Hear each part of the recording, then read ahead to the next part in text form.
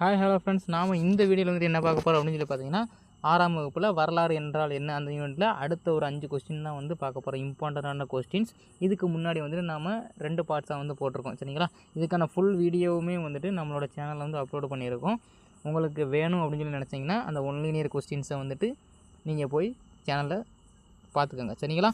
So நம்ம வந்து இப்போ வந்துட்டு போகலாம். உங்களோட டைம் வந்து நான் வேஸ்ட் பண்ண விரும்பலை. ஓகே, இப்போ வந்து பாருங்கள் 11வது கொஸ்டின். சரிங்களா? மதச்சார்புள்ள இலக்கியங்கள் எவை எவை அப்படின்னு சொல்லி கேட்டிருக்காங்க. சரிங்களா? மதச்சார்புள்ள இலக்கியங்கள் என்ன அப்படின்னு பார்த்தீங்கன்னா, இதிகாசங்களும் பக்தி இலக்கியங்களும் வந்துட்டு மதச்சார்புள்ள இலக்கியங்கள். சரிங்களா? இதிகாசங்கள், பக்தி இலக்கியங்கள், மதச்சார்புள்ள இலக்கியங்கள். சரிங்களா? இதிகாசங்கள் என்னென்ன இருக்குன்னு பார்த்தீங்கன்னா, ராமாயணம், மகாபாரதம். சரிங்களா? ராமாயணம், மகாபாரதம். பக்தி இலக்கியங்களில் பார்த்தோன்னா தேவாரம், திருவாசகம், 4000 திவ்ய பிரபந்தம். சரிங்களா?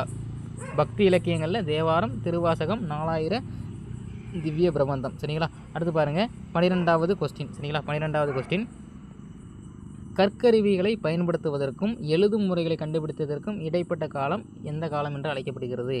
கற்கருவிகளை பயன்படுத்தியதற்கும் எழுதும் முறைகளை கண்டுபிடித்ததற்கும் இடைப்பட்ட காலம் வரலாற்றுக்கு முந்தைய காலம். சரிங்களா? கற்கருவிகளை பயன்படுத்துவதற்கும் எழுதும் முறைகளை கண்டுபிடித்ததற்கும் இடைப்பட்ட காலம் வரலாற்றுக்கு முந்தைய காலம். சரிங்களா? அடுத்து வந்து பாருங்கள் 13வது கொஸ்டின், வரலாற்றுக்கும் முந்தைய காலத்திற்கும் இடைப்பட்ட காலம் வரலாற்று தொடக்க காலம். சரிங்களா? வரலாற்றுக்கு முந்தைய காலத்திற்கும் இடைப்பட்ட காலம் வரலாற்று தொடக்க காலம். சரிங்களா? அடுத்து 14வது கொஸ்டின் பாருங்கள், பண்டைய இந்திய அரசர்களில் பேரும் புகழும் பெற்றவர் யார் அப்படின்னு சொல்லி கேட்குறாங்க. சரிங்களா? பண்டைய இந்திய அரசர்களில் பேரும் புகழும் பெற்றவர் அசோகர். சரிங்களா? பண்டைய இந்திய அரசர்களில் பேரும் புகழும் பெற்றவர் அசோகர். சரிங்களா? அடுத்து 15வது கொஸ்டின், யாருடைய ஆட்சியில் புத்த மதம் ஆசியாவினுடைய பல்வேறு பகுதிகளுக்கு பரவியது அப்படின்னு சொல்லி கேட்குறாங்க.